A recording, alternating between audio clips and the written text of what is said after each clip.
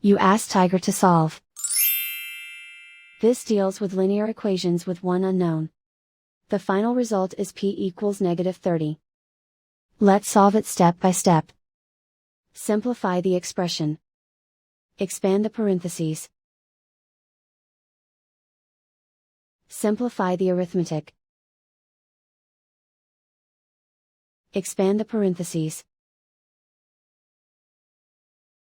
Simplify the arithmetic.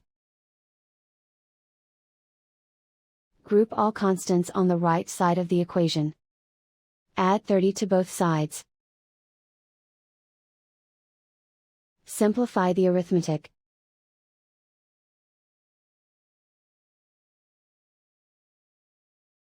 Convert the p into a positive number. Multiply both sides by -1.